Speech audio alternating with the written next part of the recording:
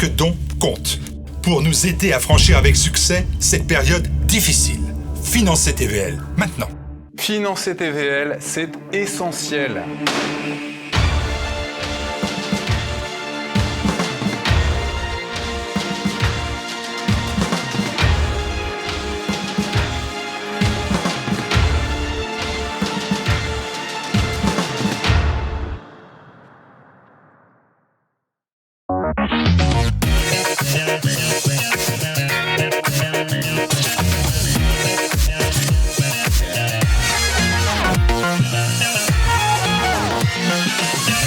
Bienvenue à Bistro Liberté, le débat libre et non conformiste. Au sommaire de cet épisode, l'Europe, y rester ou la quitter? Et en seconde partie, pourquoi ces heurts et malheurs de l'identité française? Pour en parler, l'invité spécial d'Éric Morillo est un avocat célèbre et très engagé. Il est devenu célèbre en défendant des personnes comme le président de la Côte d'Ivoire, Laurent Gbagbo, Charles Pasqua, Marine Le Pen, la Miss France Valérie Bègue, le général parachutiste Paul Ozares, le champion cycliste Richard Virenque dans l'affaire Festina, ou bien Brigitte Bardot. Quant à son goût pour la politique, c'est un héritage familial.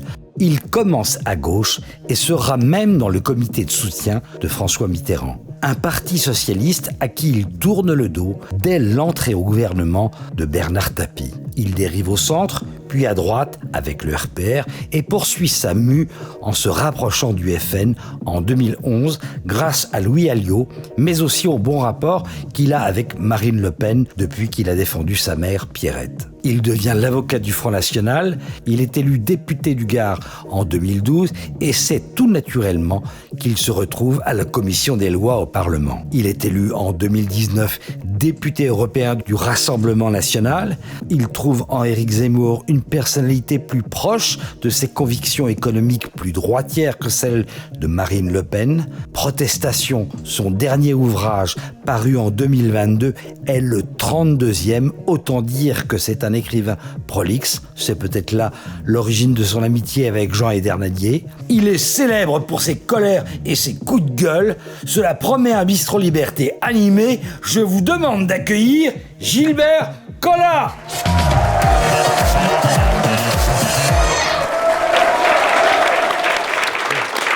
Bonsoir Gilbert Collard. N'ayez pas peur. N'ayez pas peur. N'ayez pas peur. Et je pense qu'on peut faire une ovation aussi pour Théodore. Oui, Théodore. Prochain.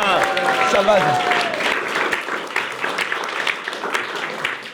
Écoutez, on n'a jamais eu autant de monde déjà dans le studio. Hein. On a dû refuser des gens. Et c'est pour Théodore. Voilà. Bien sûr. C'est un peu le Michel Drucker de la politique. Le Michel Drucker du pauvre. Allez. Bon, allez, on garde Théodore. Mon cher Gilbert Collard, on est ravis de vous accueillir dans Bistro Liberté.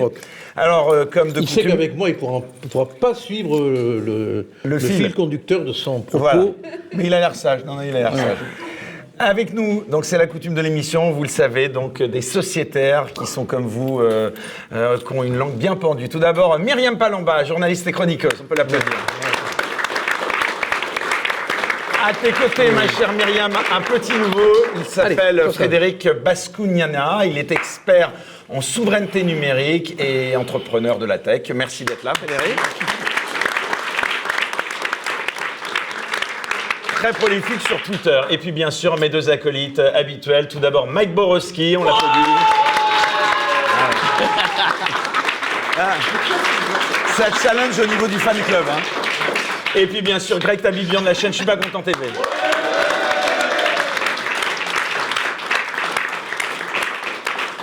Allez, on entre tout de suite dans le vif du sujet, cher Gilbert Collard. Comme à notre habitude, nous allons commencer par un court tête-à-tête, donc.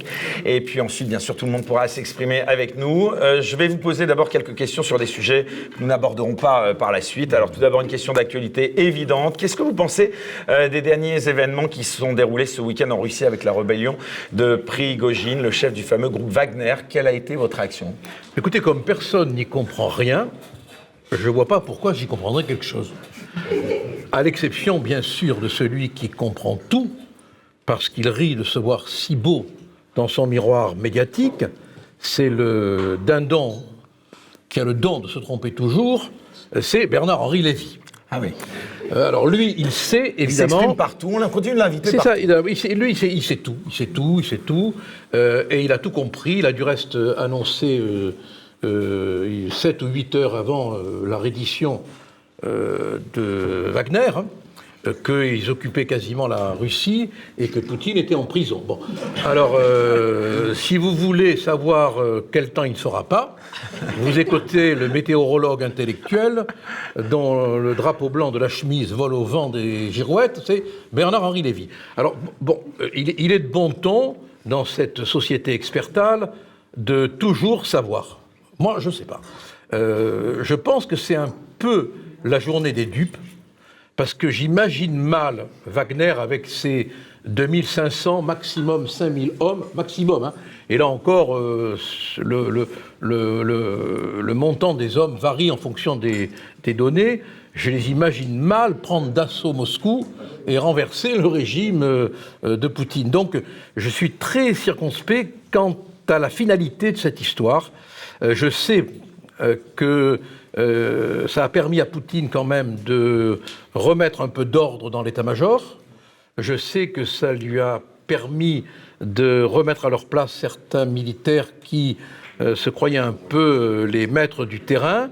Je n'arrive pas très bien à comprendre quelle est la finalité de cette manœuvre, si ce n'est peut-être, mais alors là c'est ma vision complètement humaine de l'histoire, que le chef de Wagner est un poivreau qui agit d'une manière hystérique, ce qui en Russie peut arriver. Hein, c'est pas bon. L'histoire de la Russie, on dirait en France, ça arrive aussi, mais ils sont plus respirateurs. Vous voyez ce que je veux dire? Vous dites ça dans Bistro Liberté. Hein, regardez. Voilà. Je ne disperse Donc ça. ça peut être une forme d'explication aussi. Bon, alors, ce qui est quand même très intriguant, c'est que le chef de Wagner est maintenant en Biélorussie. Il n'y aura pas de poursuite pénale contre lui. La Biélorussie, c'est quand même un allié très domestiqué de Poutine. Donc ça sent malgré tout, quelque part, l'accord, un accord dont on ne connaît pas la teneur. Moi, je pense que c'est un peu la journée des dupes et qu'on a trop facilement cru que Poutine était vaincu, comme si De Gaulle aurait été vaincu. Je ne fais pas de comparaison entre les deux, bien sûr, hein, mea culpa, mea maxima culpa, au soir du putsch des généraux. Voilà. Vous pensez qu'il pourrait être renversé un jour, Poutine, ou finalement qu'il est inamovible? Tout le monde peut être renversé. Le tsar l'a été, Louis XVI l'a été, De Gaulle a failli l'être. On ne sait jamais quels sont les mystères que l'histoire renferme en elle-même. Hein. Tout ce qu'il faut, c'est le moment climatérique. Et on ne sait jamais à quelle heure il sonne. Hein. Vous avez déjà été en Russie, vous, personnellement? Oui, plusieurs fois, oui. Et quel est le regard que vous portez sur la Russie? J'adore la Russie. J'adore la littérature russe. Je pense qu'elle est... Nabokov le disait, du reste, hein, dans ses cours de littérature. Hein, je pense qu'elle est très imprégnée, très irriguée de toute la littérature française. Hein. Bon, n'oublions pas le rôle quand même que Voltaire, Diderot ont pu jouer dans la fabrication de toute la culture russe. Dostoïevski a vécu en France, Tolstoï correspondait avec Romain Rolland. Bon, on a toute une familiarité culturelle entre la Russie et la France, qui est vraiment une familiarité culturelle à l'état... Lénine, c'est pas une référence, parlait couramment le français. Hein, et adorer la littérature française. Bon, c'est pas à l'honneur de la littérature française, mais enfin bon, on ne peut pas faire que des réussites. Hein. Donc c'est dommage qu'on ait gâché vraiment cette vieille tradition. Voilà, je le déplore, mais enfin je pense que tout cela reviendra un jour ou l'autre. Alors, cher Gilbert Collard, on va parler bien sûr d'Europe, d'identité française, mais avant cela, on va parler, je le disais, un petit peu de vous. Tout d'abord, est-ce que vous serez candidat pour un nouveau mandat aux prochaines élections européennes? Ah non, j'en ai vraiment ras-le-bol. Voilà. Je suis en pleine dépression. Vous rendez votre tablier, ça y est. En pleine dépression politique, oui, j'en ai marre. Non. Je supporte plus... Voilà, quand vous entrez en politique, vous renoncez d'abord à toute amitié. Et moi, ça me rend malade, ça. Vous ne pouvez pas avoir d'amis. Vous avez pas mal changé aussi, hein, avec tout le respect que je porte en politique. Mais j'ai pas fini. Ouais. Vous avez rejoint qui, Mélenchon? Non. Non, C'est le seul que vous n'avez pas rejoint. Non, mais je vous dis, j'ai pas fini. Bon. Moi, je pense que l'intelligence, enfin, je suis très con, mais je pense que l'intelligence, c'est de savoir s'adapter. Aucun navire ne vogue s'il ne s'adapte au mouvement du vent. Vous n'allez pas devenir macroniste, quand même. Mais non, rassurez-vous. Non, rassurez-vous. De toute façon, si je devais faire quelque chose, ça serait de l'ordre de l'inattendu. De l'inconvenant et de l'inattendu. C'est-à-dire Mais c'est-à-dire, vous le saurez si je le fais. Pour l'instant, Théodore arrête de bouger, même s'il pose des questions idiotes. Non, bon. Théodore acquiesce à toutes mes questions, bon, justement. T'as compris. Vous souhaitez voir qui en tête de liste de la prochaine liste Reconquête, Marion Maréchal ou Éric Zemmour? Alors moi je pense, alors ça a été la cause de ma fâcherie avec Napoléon Zemmour, hein. Je pense que la seule candidate qui peut permettre à Reconquête d'avoir 4 ou 5 élus, c'est Marion. C'est Marion. Je pense que Éric Zemmour, malgré toutes ses qualités, hein, que je ne discute pas... Selon vous, il a quoi? Il a tout raté? C'est ça, ce serait méchant de ma part de dire qu'il a tout raté, parce qu'il n'a pas encore fini. De rater, peut-être. Je vous ai laissé ça, c'est vous me tentez une perche que ma méchanceté habituelle a saisie, mais voilà. Je retire ce que j'ai dit, ce n'est qu'un mot imbécile d'auteur. Non, il n'a pas été élu à la députation, il n'a pas été élu à la présidence de la République, il y a eu beaucoup de départs dans son mouvement, quand même, hein, qui sont dus à des problèmes que je n'ai pas envie d'évoquer ici. Moi, je vais vous donner une chose très simple, hein. Si j'avais été à la fête de la Violette, j'aurais considéré à un moment donné qu'elle ne sentait pas la violette. Je vais vous dire pourquoi. Et là encore, j'aurais eu l'occasion de me quereller avec Éric, auquel j'enlève pas la capacité... Et vous étiez très proche, pourtant. Oui, mais moi, qui redevienne chroniqueur, je me réconcilie avec lui, moi. Quand il cite Mussolini, quand même, hein, beaucoup d'ennemis, trop d'honneur, c'est pas mon truc, franchement, voilà. Mais les plus grandes erreurs d'Éric Zemmour, c'est quoi? Parce que c'est pas juste... Franchement, je leur ai dit, Éric, on dit pas ça, quoi. Mais c'est ça sa principale erreur qui fait que vous avez divorcé? Non. J'ai pas envie de dire du mal de ceux qui disent du mal de moi. Vous avez peut-être un peu commencé, non, en l'occurrence, non? Oui, en général, je commence, mais je finis pas, voilà. Je te laisse les autres continuer pour moi, voilà. Non. Parce que vous le disiez, vous étiez très proche de Marion Maréchal, donc on est un peu surpris. Mais non, là aussi, je crois que c'est chez vous que j'avais dit que je voyais bien Marion comme candidate. Alors, on me l'a reproché. Et pourquoi mettre en avant Marion? Alors moi, je considère que vraiment, elle pourrait être une bonne candidate. Mais enfin, ce qu'ils veulent, finalement, c'est 5 places aux européennes, hein. Ah, voilà, Marion, Éric, Pelletier, B et Rigaud, hein, et Pelletier 5-6, voilà, ils sont contents, quoi. Là, ils auront... Théodore, tu vois, tu seras pas sur la liste. Et vous pensez qu'ils peuvent les atteindre? On les crédits de 5, oui, peuvent, à condition... Alors là, un autre point de divergence, mais qui est pas belliqueux, hein. Comment peut-on prôner, ce qui est mon idée forte, l'union de la droite, parce que si on ne s'unit pas, on n'arrivera à rien. Quand vous voyez que Macron est en train de préparer sa réélection pour un 3e mandat, non mais c'est Ceausescu, quoi. Du mauvais coup, hein. Bon. Et on se dit, mais s'il n'y a pas une union, qu'est-ce qu'il y a? Parce que quand je dis Macron, il est mort. Oui. Non, mais c'est vrai, regardez. Excuse-moi. Alors, Théodore, quand on voit qu'il est prêt à se relancer pour un 3e mandat... Non, ça c'est Roselyne Bachelot qui milite pas mal pour qu'il y ait une 3e candidature. Non, arrêtez, vous êtes un naïf, mon pauvre vieux. Il y a Raffarin qui a Non, mais vous voyez que la Castafiore, elle chante gratos, vous? Ah, vous croyez? Non, mais attendez, elle n'a pas chanté pour rien. Qu'est-ce que vous en avez pensé? N'empêche, quand vous l'écoutez, bon, là je parle d'elle parce que j'en peux plus. Hein. Allez, non, mais on va le garder avec nous. Allez, petit Théodore. Quand vous avez entendu Roselyne Bachelot qui dit que tout le monde veut militer pour une candidature, une 3e candidature de... Je le garde avec moi, il m'adore. Une 3e candidature de Macron, pensez qu'elle est quoi, en service commandé? Elle ne peut pas tenir un tel propos, alors que Ferrand l'a dit, Raffarin très la température. Que ça circule quand même dans les rédactions, ils mettent le thermomètre dans l'oreille, pour être courtois, de l'électorat. Bon, c'est un travail de préparation. Bon, si la droite ne s'unit pas, on aura encore Macron. Ou un dérivé de Macron. Ben justement, et là, malheureusement, Zemmour, il veut récupérer des voix chez les Républicains en attaquant les Républicains. Il veut récupérer des voix chez le Rassemblement National en attaquant le Rassemblement National. Alors que moi, je pose en principe qu'on ne doit attaquer ni les Républicains, ni le Rassemblement National, ni une quelconque forme de droite, parce que... Les Républicains, c'est plus vraiment les Républicains. Hein, ouais, parce qu'il en reste, quoi, si vous voulez, appelez ça les DPR, les débris des Républicains. Quoi. Voilà. Vous pourriez revenir au Rassemblement National? Non, moi je veux... Alors, tout à l'heure, on m'avait posé une question qui m'intéresse beaucoup. Pourquoi s'éloigner à un moment donné de la politique? Parce qu'il y a une lassitude dans l'obligation d'avoir un discours convenu. Parce que même si on dit ce qu'on pense... On est quand même repris. Moi, j'avais eu une discussion avec Éric d'une heure ou 1h30 où il m'a reproché plein de choses que j'avais dites. En me disant, mais tu comprends, tu es président d'honneur, ça, tu ne dois pas le dire. Bon, alors, dans ces conditions, très bien.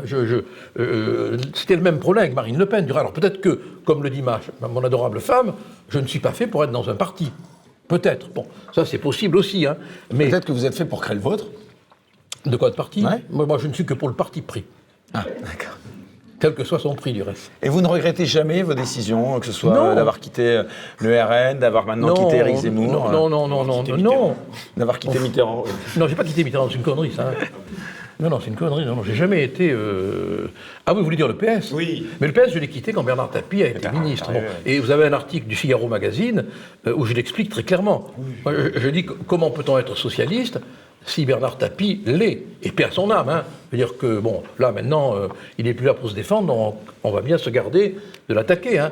Voilà, moi, je me suis dit, je ne peux pas rester socialiste dans un mouvement qui accueille le capitalisme le plus forcené, le plus sauvage, le plus dur, quoi. Voilà, bon, je veux dire... et j'ai flotté pendant un certain temps, là, hein. Pour vous, Reconquête, c'est fini, c'est ça, à vous entendre? Enfin, Mais moi, j'ai plein d'amis chez Reconquête, j'ai plein d'amis, mais je ne suis plus dans le mouvement. Bon, voilà, et ça me... je ne veux mais pas... le mouvement, vous croyez qu'il a encore un potentiel, ou finalement... Mais tout va dépendre. Si Marion prend le, comme on dit, le leadership, oui, parce qu'elle peut encore fédérer des gens où elle a encore un rayonnement, quoi. Elle n'est pas funèbre, Marion. Et puis elle a pas quand même les. Vous êtes un peu son parrain en politique de Marion Maréchal, non? Enfin, on se souvient que vous étiez les deux seuls députés à l'Assemblée, enfin, qui étaient. Elle a débuté avec moi. Moi, j'ai débuté avec elle. Vous l'avez biberonné, voilà. Ça. Non, vous avez un lien très affectif. Non, mais moi, j'ai un lien. Bon, au demeurant, j'ai pas de nouvelles d'elle, hein. Rassurez-vous, hein. Ah, vous lui parlez plus? Ah, c'est pas que je parle plus. On n'est pas fâchés. Non. La dernière fois que je l'ai vue, on était en très bons termes. Mais j'ai pas de nouvelles d'elle. Vous me direz, elle n'a pas de nouvelles de moi non plus, hein. Ah, ce que j'allais dire, voilà. Voilà, bon, donc elle pourrait dire, mais là, c'est l'éternelle histoire des relations quand on n'est pas à Paris, quand on est en province. Moi, je suis un provincial. Mais hein. vous accepteriez de la revoir, de la conseiller si je suis très ami avec elle. Moi, j'ai aucun problème avec elle. Mais ce qu'il y a d'extraordinaire, c'est que quand j'ai eu mes 25 ans, il y a quelques mois. Oui, hein, bien sûr. 25 ans, il y a quelques mois, Éric m'a téléphoné pour me souhaiter un bon anniversaire. Voilà, bon, donc il n'y a pas de... Il y a un conflit d'idées, il y a un conflit de comportement, mais il n'y a pas un conflit de personnes, quoi. Hein. Moi, il serait là, pardon. L'appareil du parti en lui-même. Infernal. Moi, je suis parti... Parce que de l'extérieur, on perçoit quand même... Ah non, c'est infernal. Moi, du reste, ça a été un élément de notre discussion. Je dis, l'élection des membres du bureau n'est pas démocratique, rien n'est démocratique, il n'y a pas d'argent qui retombe sur les fédérations, ou très peu à ma connaissance. Hein. Moi, j'avais quand même demandé qu'il y ait de l'argent pour le fonctionnement des fédérations. Pour l'instant, sauf erreur de ma part, s'il y a erreur... Mais là, ce sont des accusations assez graves quand même que vous portez, parce que ce que vous dites là... surprend pas mal de militants. Mais qu'est-ce que je dis de grave? Où alors? Ah, j'en sais rien, non, mais je dis pas attention, ne me faites pas dire ce que je n'ai pas dit. Dans le salaire des vice-présidents, peut-être, non? Pardon? Il va dans le salaire des vice-présidents? Non, j'ai pas de... Je n'ai pas l'oreille mesquine. Non, mais C'est juste une cette position. histoire d'appareil, c'est très perceptible de l'extérieur. Pour ceux qui ont milité. Vous y étiez, vous? J'ai été très très impliqué au début. Et vous avez ressenti ça ? Ma première source de découragement, c'est le mode de fonctionnement de Oui, moi l'appareil du parti. Mais je me demande sincèrement si tous les appareils de parti ne fonctionnent pas de cette manière-là, ou si celui-là est potentiellement plus grippé que les autres. Oui, tous les partis fonctionnent un peu comme ça. Mais si vous voulez, c'est bien, comme ça on peut confronter nos points de vue. Éric Zemmour n'est pas un homme politique. C'est un homme d'idées politiques. Il a eu le grand mérite de reconstruire du romanesque, du romantisme autour d'une politique sépulcrale. Parce qu'on est entouré de momies. Je veux dire, non, mais on est entouré de momies. Bon, la seule qui n'est pas momifiée, c'est Roselyne Bachelot. Ouais, Mais sinon, et pour cause. Et sinon, c'est terrible, quoi, c'est terrible. Et de ce fait, il a laissé la direction du parti à d'autres. Quand vous pensez que son action politique aujourd'hui, c'est d'aller dédicacer des livres, bon, c'est bien du point de vue de la démarche d'écrivain, mais est-ce que c'est une démarche politique ? Il faut peut-être la complémentariser. Voilà, je pense. Et quand vous dites qu'il a laissé la travail direction du parti à d'autres, ce sont qui les autres ? Ah ben les autres, ce sont... allez-y, dites-le, hein, comme ça, j'aurais pas de... Non, mais moi, je voulais, avec votre permission, vous amener sur le terrain du leadership, c'est-à-dire la capacité de gérer un mouvement ne repose pas que sur le charisme intellectuel de celui qui le mène, mais aussi sa capacité à gérer ses troupes et pas simplement...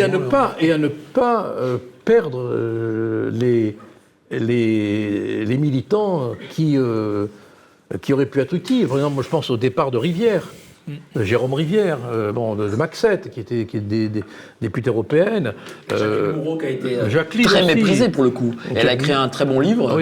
Oui, voilà, mais Où bon... elle explique que Zemmour méprisait en gros la France populaire. Oui, mais tout ça aurait pu être corrigé. Parce que quand on voit les positions qu'il a eues sur les retraites, la réforme des retraites, Qui est la sienne, d'après lui. voilà. Là, je n'aurais pas été d'accord avec lui non plus. Vous voyez, donc il y a des... mais le problème, Mais c'est si qu'on... vous étiez resté au sein du mouvement, vous auriez pu... Non, on ne peut pas ne pas D'accord. être d'accord avec lui. Voilà. On ne peut pas. Voilà. On ne peut pas. C'est un tyran, en fait. Non, mais non. C'est Macron. C'est Macron. Non, mais moi j'ai essayé de discuter avec. Alors, il dit que je suis aigri. Ah. Bon, je suis aigri de quoi ? Je me le demande. Bon, oui, je suis un peu aigri de voir que une belle espérance s'effiloche, quoi. Voilà, bon. Mais s'ils peuvent reprendre le flambeau, tant mieux, quoi. Je veux dire, moi, j'espère simplement que on aura une droite. Il faudrait un fédérateur. Voilà. Trouvez-moi un fédérateur. Trouvez-moi un homme ou une femme Et vous pensez que capable de fédérer tous ces... Vous pensez que ça ne peut pas être lui, quoi. Voilà, ça, au moins c'est clair. Alors qu'il y a un an, c'était Non. plutôt l'inverse. Oui, parce que, vous comprenez, quand on a été Quand vous dans arriviez les foules en meeting Oui, l'année dernière avant la mais on y croyait, présidentielle... mais Rivière y croyait, Maxette y croyait, De Vous y Villiers y croyez. croyait, j'y croyais, bien d'autres y croyaient. Bon, parce que... Mais croyez pas que d'autres événements extérieurs puissent provoquer un retour, justement... Mais il faudrait qu'il prenne vraiment la direction de son mouvement. Il a des qualités, cet homme, quoi. Je veux dire, il ne faut pas... C'est quoi la direction de son mouvement, en fait ? Non, vous êtes quoi ? Non, mais c'est le sujet. C'est le Allez-y. sujet, voilà. Voilà. Non, mais parce que les militants de la base sont toujours un petit peu inquiets sur le rôle que jouent certaines personnes Ah bah oui, mais bon, on de va son pas, entourage proche. sans en Bon, être- ce que je vous Bon, propose on va en tout pas- cas, on va pas faire une passer émission des heures spécialement là-dessus, hein. sur Bon, Éric bon. Zemmour, voilà, c'était pas l'objet. Hein En tout cas, Il y a vous ne des- regrettez pas Il y a un copain qui a eu une phrase terrible. Bon, il me dit on attendait Napoléon, on a eu la biche. Bon. Bah écoutez, ce sera le mot de la fin pour cette introduction, C'est pas moi en tout cas, qui dis qui a le ça. mérite d'être franche. Gilbert moi. Collard, si vous le voulez bien, on passe tout de suite au premier débat où les chroniqueurs et les sociétaires pourront davantage encore s'exprimer. À tout de suite. L'Europe, y rester ou la quitter ? Faut-il quitter l'Union européenne ? Quel bilan tirer du Brexit ? L'Europe entraînera-t-elle la France dans sa chute ? Voilà donc ce premier débat avec toujours à côté de nous, vous le voyez, notre petit Théodore, et on est ravis, il est très très sage en tout cas, hein. Donc, Il en est tout beaucoup cas, plus sage avec vous qu'avec moi. je vous ai... Oui, moi j'ai réussi à le dompter. Ouais, oui, Peut-être ça, un chef ça, les dictateurs, on les reconnaît tout de suite.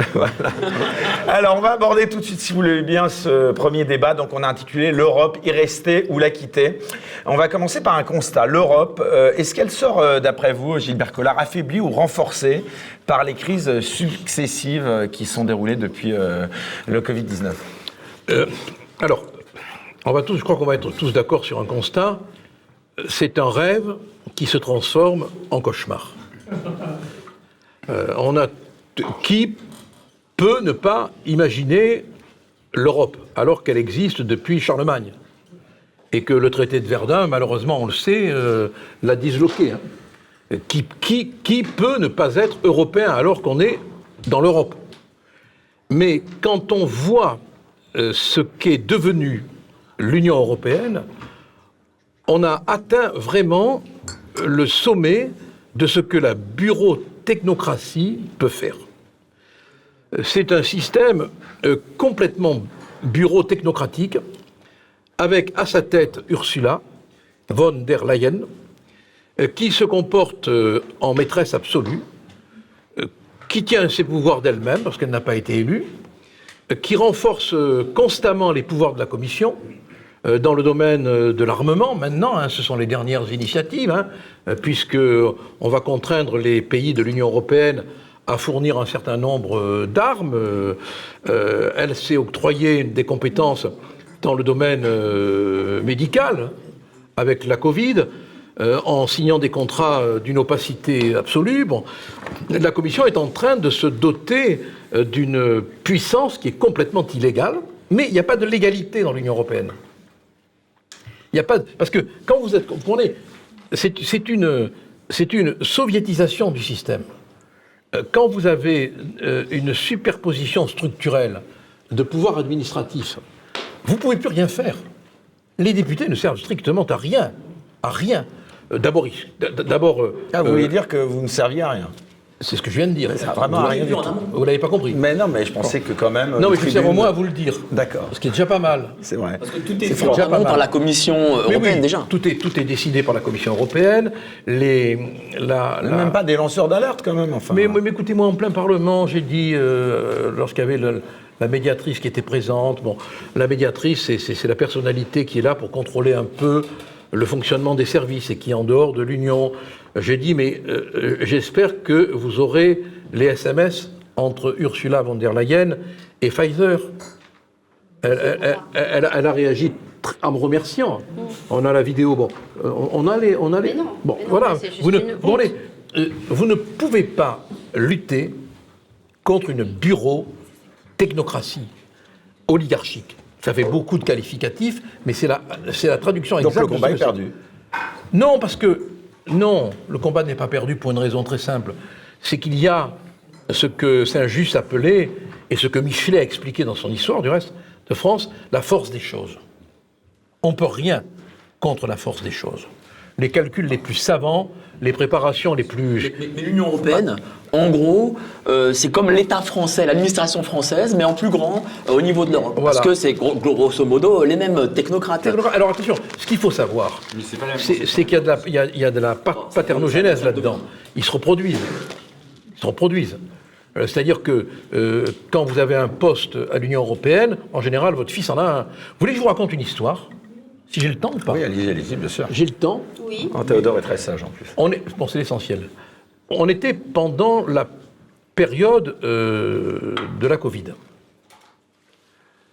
Dans un immeuble, dans un appartement, en plein cœur de Bruxelles, des gens font un bruit terrible.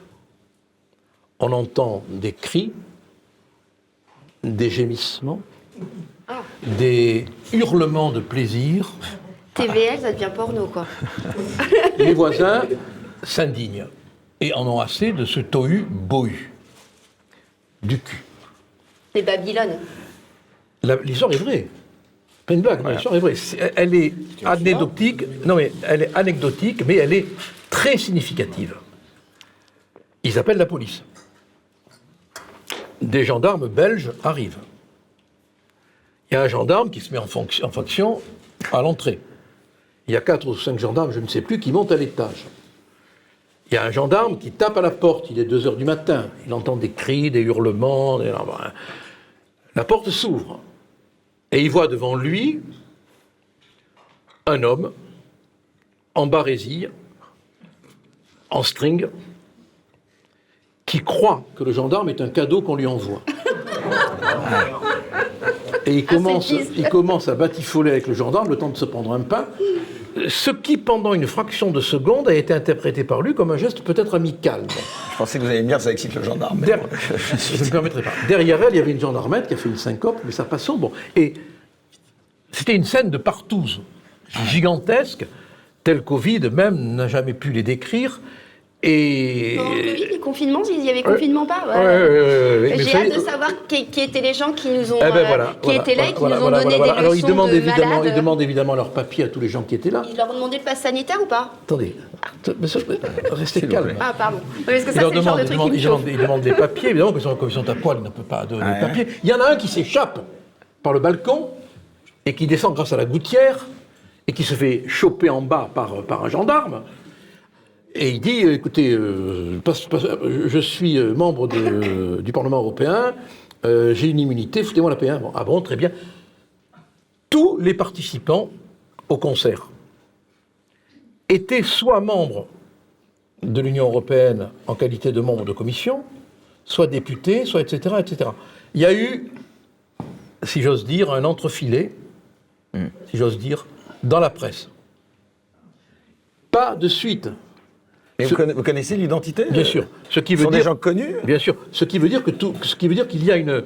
C'est un milieu clos, quoi. C'est une oligarchie qui se retrouve, qui se satisfait d'elle-même. Mais de quelle nationalité sont ces députés? Mais faites votre métier de journaliste. Il n'y avait pas un Hongrois par hasard. Il y avait un Hongrois. Vous y étiez, vous? Non, mais... Je crois que c'était une partouze gay, je crois, d'ailleurs. Bon, alors là, pas de discrimination, aucune. C'est pour préciser, je fais la précision. Voilà. Donc, et c'était...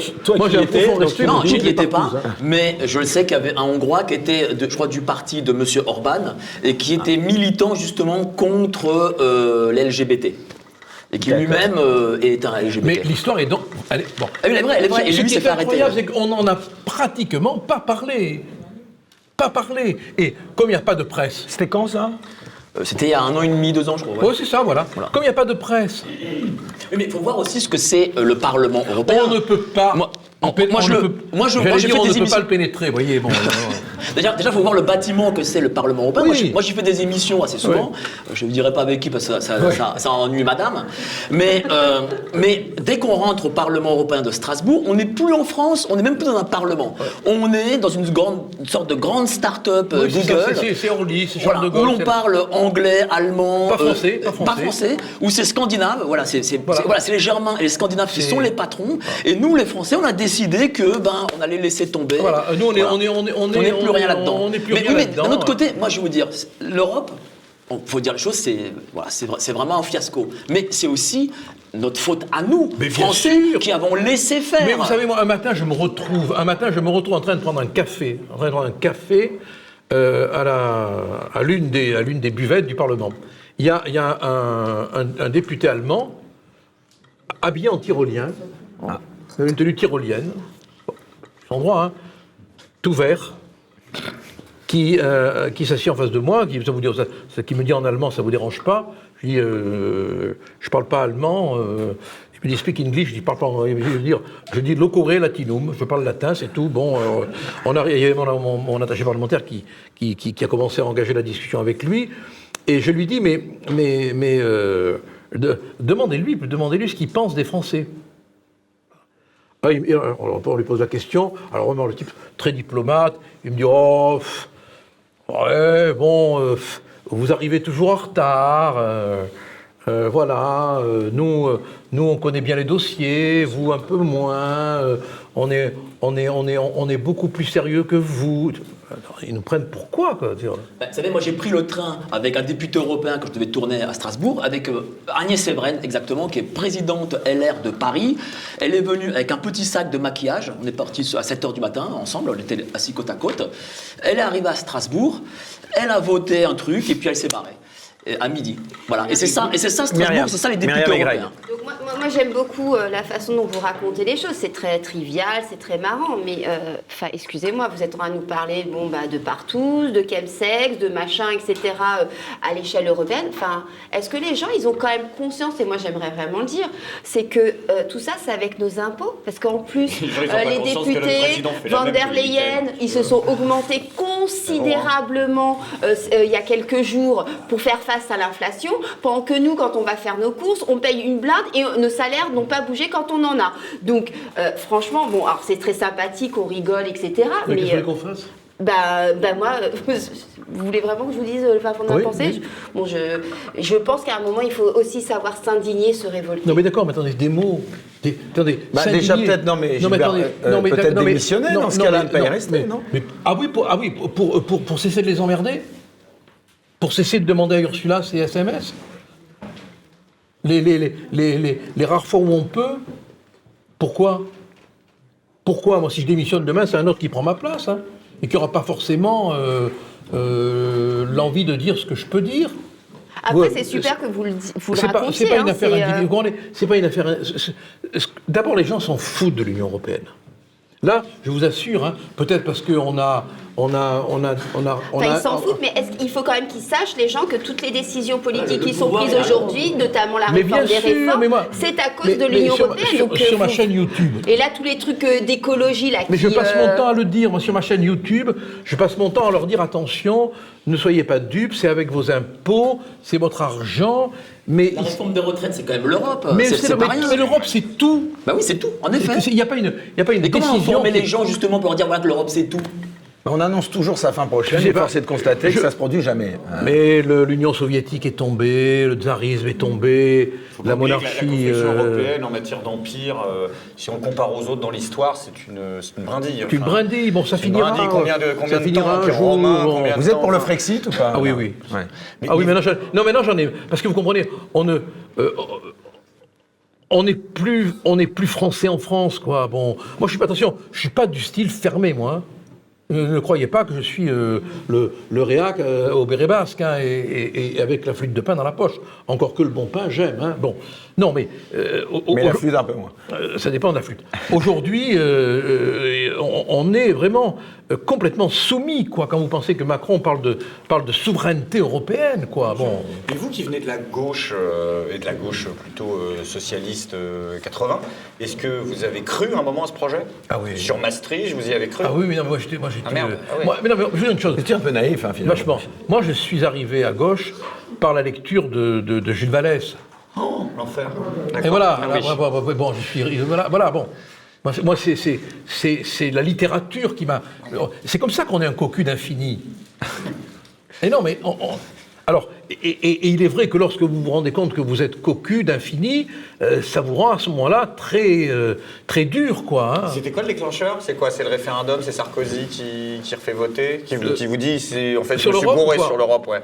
Ou c'est progressif ? Non, moi sur l'Europe, j'ai toujours milité contre Maastricht. Ah voilà, c'est pour ça que je vous demandais, est-ce que vous y avez cru ? Ah non, j'ai jamais cru, moi, non. J'ai toujours milité contre, moi, toujours. D'accord. Toujours. Du reste, j'étais aux côtés de Pasqua à ce moment-là. D'accord, ok. Sortir de l'Europe, ce serait une erreur. Fred, qui veut parler depuis tout à l'heure. Un sujet qu'on a survolé, je voulais le garder vivace tant qu'il est frais. Vous savez, dans les entreprises, dans le monde de la tech, on parle de hacker un système. Moi, ma question pour vous, c'est est-ce qu'on peut vraiment hacker le système européen, justement, de l'intérieur ? Et si oui, pouvez-vous est-ce que je peux me permettre de vous demander de parler français ? Alors, justement, ça veut dire, on va dire, entrer comme un virus dans le système. Et pourquoi vous ne le dites pas, alors ? Pirater. Parce que c'est beaucoup plus rapide. Oui, c'est vrai. Alors, mais aussi, pour faire finalement appel à l'imagination des gens qui sont très familiers de ce terme-là et qui se projettent peut-être plus facilement, notamment les jeunes. Puisqu'on parle souvent de transformer un système de l'extérieur, de l'intérieur, justement. Est-ce que vous avez des pistes, peut-être, à partager avec nous ? Non, c'est une oligarchie. On veut dire que c'est... On n'entre pas dans le système, quoi. Voilà. Regardez le Catergate. Hein, finalement, le juge, il se démerde pour le gauler, quoi. Hein. Bon, le vieux. Comment on fait les Allemands pour prendre le pouvoir? À un moment donné, il faut penser à prendre le pouvoir. Alors qu'on dise, comme M. Gave... l'Europe est allemande. Non, mais pas au début, pas au tout début, avec les traités de Rome, c'est pas vrai. Mais comme dire, moi je suis d'accord avec M. Gave quand il dit, voilà, le Bruxit, ça c'est intéressant. Vous voulez une réponse brutale? Bah dites-moi. Parce que l'Allemagne est américaine. Ah, ça c'est vrai. Mais nous, on a toujours eu cette troisième voie, on a toujours été indépendants. Comment ça se fait que nous, on commence à lécher les pompes des Américains et dorénavant des Allemands? Mais attendez, pourquoi est-ce qu'on ne redevient pas ce qu'on a été à l'époque des gaullistes? Depuis le dernier président qui s'est un peu opposé, c'est Pompidou. Oui. Depuis Giscard. Donc ça veut dire que c'est possible. Mais non, mais c'était possible avant que les structures telles que nous les connaissons s'installent.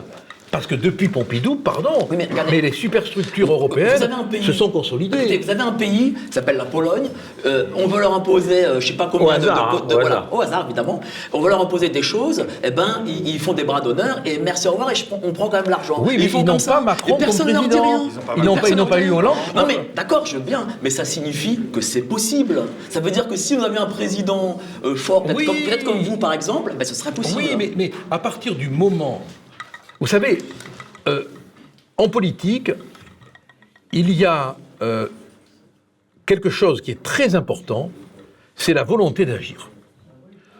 Aujourd'hui, on a, depuis Giscard, des bureaucrates qui ont été formés à l'école de la réussite politique.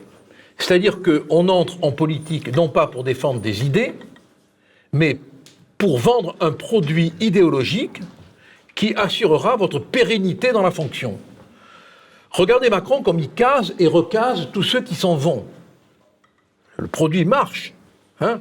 Bon, mais il n'y a pas un homme d'État aujourd'hui, depuis Pompidou, qui a une vision supranationale. C'est-à-dire, je veux dire par là, qui dépasse les idées des partis pour avoir une idée de l'intérêt général de la France.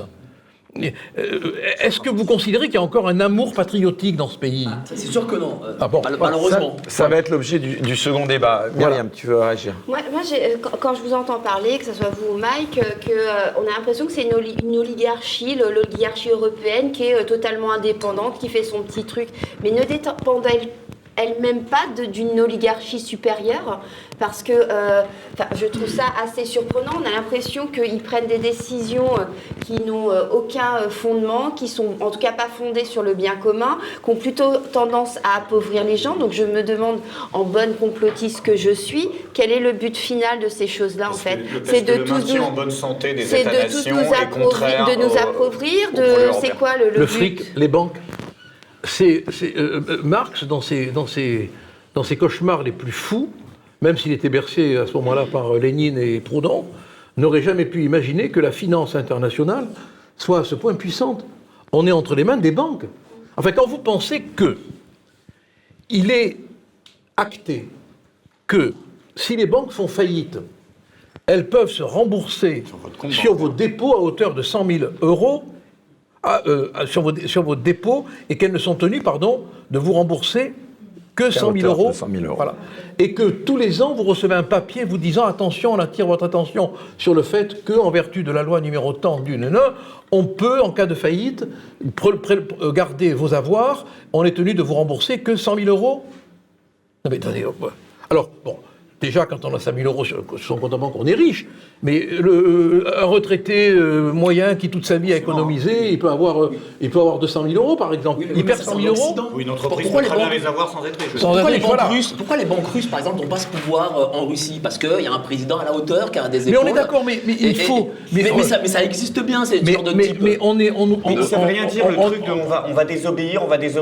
Non, ça ne veut rien dire. Regardez, c'est même par respect pour les gens. Tu ne vas pas rester dans une structure... Parce que personne ne désobéit. Gilbert Collard, allez. On va régler la question d'un mot. L'absentéisme. Pourquoi ils ne votent pas?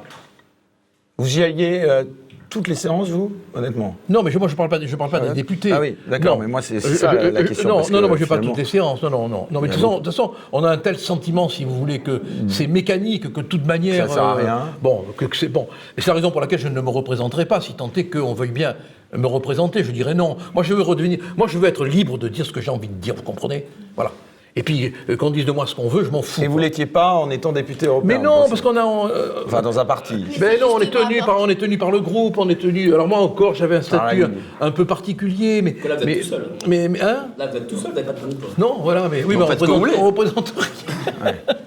Et c'est vrai, d'ailleurs, beaucoup vous ont reproché de ne pas avoir démissionné, du côté du RN, parce que ce mandat, vous l'aviez eu sous étiquette RN. Non, je suis désolé, attendez. Qu'est-ce que vous répondez à ceux qui ont dit que vous auriez dû rendre votre mandat à ce moment-là? J'ai fait beaucoup plus pour le RN qu'il n'a fait pour moi. Enfin, rappelez-vous quand même, quand j'ai rejoint Marine Le Pen, il n'y avait personne. C'est moi qui ai créé le Rassemblement Bleu Marine. J'ai été le premier à faire le pas. Alors, ils peuvent dire ce qu'ils veulent, qu'ils n'oublient pas quand même celui qui est sorti de la tranchée le premier. Le premier, parce qu'après, ils sont venus, bien sûr. Vous trouvez qu'il y a une ingratitude à votre égard? Non, mais l'ingratitude, c'est celui qui se plaint d'ingratitude, c'est un abruti. C'est vous qui les avez quittés en même temps. Mais que je les ai quittés. Non, je suis... Après, vous les avez quittés quand même. Mais on peut me faire des reproches, je le mérite. Je veux dire, vous serez jugé. D'ailleurs, vous en étiez excusé même auprès de Marine si vous l'aviez blessé. Vous lui avez plus jamais reparlé? Vous savez, non. Pourquoi vous non, mais moi, je crois qu'on est jugé à la mesure de ce qu'on juge, quoi. Donc je juge pas, moi. J'ai pas envie de juger, moi. J'ai pas envie de juger, bon. Mais je fais remarquer simplement que quand on était encore le Front National et que j'ai rejoint Marine, il n'y avait pas grand monde avec moi. Vous dites encore on, quand même. Hein? Vous dites encore on. Oui, je dis encore on. Mais on, c'est un... Je vous ai laissé... Non, mais voilà, donc... à quelque chose, Marine Le Pen Tiens, voilà, ça c'est... elle sert au moins à ce que vous posiez la question. Ah oui, c'est super, voilà, mais ça fait pas... Parce que franchement, on se demande à quoi elle sert à l'Assemblée nationale, Mais vous savez... je veux dire, personne ne dénonce rien. Là, quand même, ce qui s'est passé avec la réforme... La censure, elle a voté, ça oui, d'accord, mais la réforme des retraites qui est passée comme ça, plus personne n'en parle. 80 députés, quand même. Il y a 4 milliards qui sont passés à la trappe. Il n'y a personne dans les médias pour dénoncer ça, pour dénoncer cette fraude, parce que quand même, cette petite erreur me paraît bien grossière pour être qu'une simple petite erreur. Et il n'y a personne, il n'y a ni Marine Le Pen, il n'y a ni la NUPES, il n'y a personne qui dénonce ça. Moi, je suis révoltée. Mais dénoncer, ça ne marque pas un but. Non, mais de prévenir les gens, de faire le tour des plateaux. Mais calmez les plateaux, c'est qu'ils en sont fous, les gens ne savent plus. Mais non, pas du tout, parce que si vous n'êtes pas sur les médias mainstream, les gens ne sont pas au courant. Mais les médias, alors depuis que les médias existent, est-ce que vous avez vu beaucoup d'électeurs qui n'allaient pas voter aller voter? Non, mais d'accord, non, répondez à ma question. Non, oui, mais vous avez raison, mais sauf parce qu'ils font... Mais c'est parce qu'ils font pas leur taf, mais n'importe quoi, il m'a rien vanné du tout. C'est parce qu'ils font pas leur... Mais pas du tout. Je crois, sans vouloir être désobligeant, je crois. Non, c'est parce qu'ils... Non, pas du tout. Ah, pas du tout. C'est parce que si les politiques, quand ils sont en place, ils faisaient leur... Mais arrête, ils faisaient leur boulot, on n'en serait peut-être pas là non plus. Attendez, je comprends tout à fait votre indignation verbale. Ah. Bon. Et en même temps, votre solitude sonore, parce que vous êtes un peu seul. Ah non, mais je m'en fous d'être seul, vous savez, c'est pas vous pouvez monter un groupe ensemble, vous avez bien raison. Parce que vous êtes un peu seul, vous aussi, Gilbert, en ce moment. Complètement, oui. Alors là, vous savez, si j'étais là pour me faire des amis, ça se saurait. Mais moi aussi. Mais revenons sur ce que vous dites. Aujourd'hui, les chaînes d'information en continu sont complètement monolithiques, holistiques. Alors dites, chacune avec ses mannequins répétitifs qui viennent parler, déversent à grand flot le discours convenu. Je dis bien convenu. Bon. Oui, quand il y a eu Annecy, on les a bien entendus. Quand il y a eu la réforme des retraites, on les a pas entendus. Florian Philippot, par exemple, pardon. Si on les a entendus, oui. Vous ne pourriez pas rejoindre Florian Philippot? Tiens, vous avez pourquoi voulez-vous que je... je suis en très bon terme avec Florian. Alors, comme quoi, voyez-vous, j'étais en très mauvais terme avec lui, je suis en très bon terme maintenant. Avec Florian Philippot, non? Il a fait la manif, vous avez fait Attendez, laissez voilà. Qu'est-ce que vous en pensez de Florian Philippot? Mais il est très bien, très intelligent. Bon, quand il était au Rassemblement National, on ne s'entendait pas parce qu'on avait des divergences de pouvoir.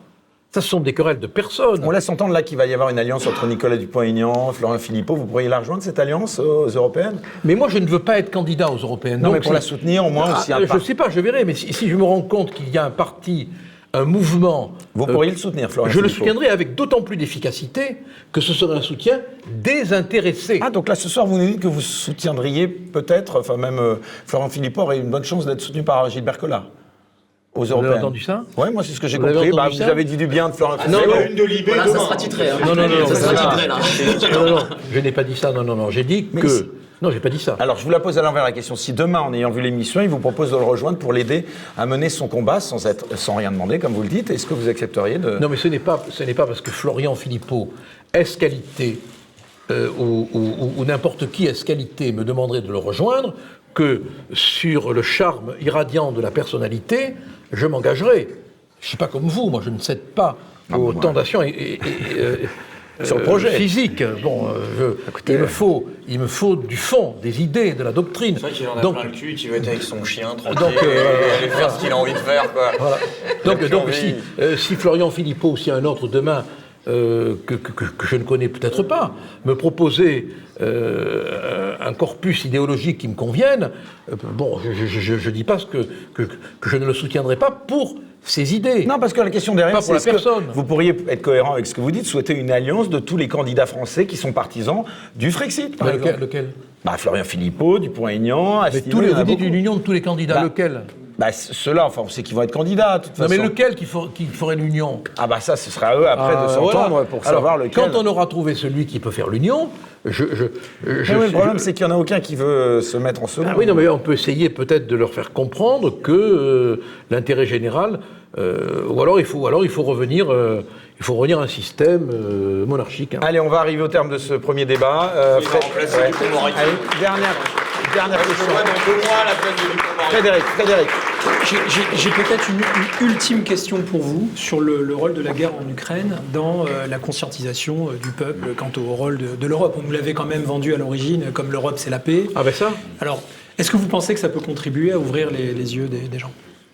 En tout cas, cette horrible guerre empêche maintenant les marchands idéologiques de l'Union européenne de nous vendre la paix comme argument bouclier de l'Union européenne. C'est vrai que chaque fois qu'on s'attaquait à l'Union européenne, on s'entendait dire, mais depuis qu'on a l'Union européenne, on n'a plus la guerre. Or, l'Union européenne, là, c'est la guerre.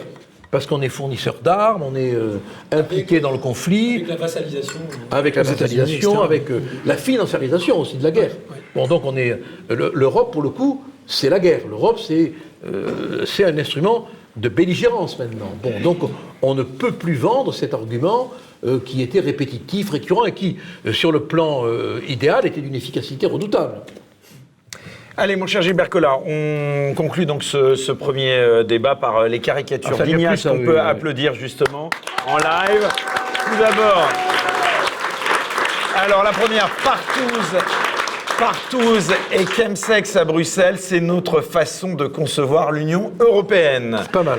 L'Europe, ça a été Charlemagne, aujourd'hui c'est ça, voilà, on peut applaudir exactement. Et puis on peut l'applaudir, en effet, Ignace. Et enfin la dernière... Maître Écolard pour le Frexit et même carrément pour l'Uexit, que l'UE quitte l'Europe. Voilà donc pour la fin de ce premier débat. On se retrouve tout de suite pour l'interview confession.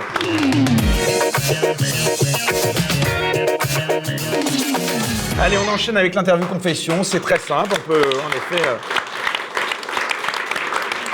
applaudir toute l'équipe de Bistrot Liberté. Alors c'est très simple. Une question. Attention. Non, Théodore. Faites attention à votre pied, ne l'écrasez pas. Non, mais ne vous inquiétez pas, Théodore. Ah oui, c'est le pied de Greg. Hein, oui. Ah oui, non, mais il est dessus, là. C'est lui qui est dessus. Non, vous inquiétez pas. Théodore va très bien et Théodore est très content d'être là. Oui, tu peux te recoucher. Oui. Voilà. Alors, une question, enfin 5 questions très simples et vous essayez d'y répondre de manière assez brève. Première question de l'interview confession. Quel personnage historique aimeriez-vous être ? Quel personnage historique, ouais.